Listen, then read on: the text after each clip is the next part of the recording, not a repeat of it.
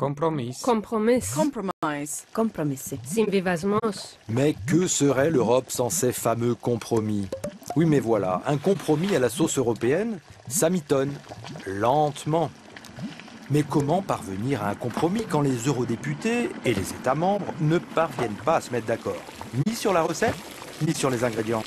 Beaucoup le regrettent, mais comme toutes les bonnes recettes, elles sont jalousement gardées. Et c'est dans le plus grand secret que ces compromis sont négociés.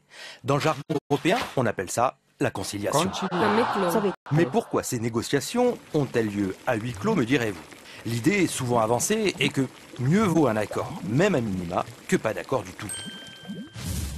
D'autant que ces compromis ont souvent des conséquences très directes pour les Européens.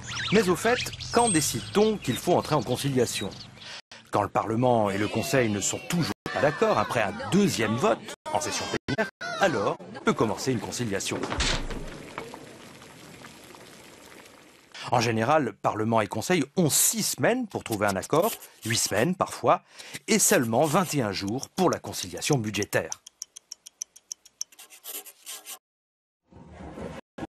Mais entrons dans les coulisses de la conciliation quelques instants. Déjà, qui est autour de la table? La règle, c'est autant de représentants du Parlement et autant pour le Conseil. Avec l'arrivée de la Croatie, cela fait donc au moins 56 personnes autour de la table. Après une conciliation, 2 possibilités. Premier cas de figure, les délégations du Parlement et du Conseil trouvent un accord.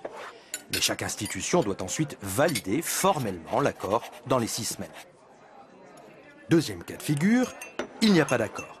Dans ce cas-là, la proposition est caduque. Mais c'est extrêmement rare.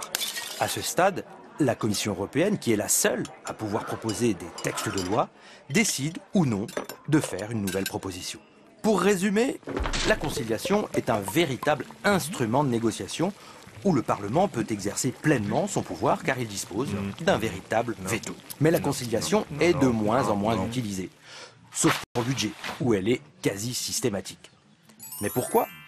Parce que les institutions européennes préfèrent négocier en trilogue, bien avant que le Parlement ne se prononce en première lecture. Mais ça, c'est une autre histoire.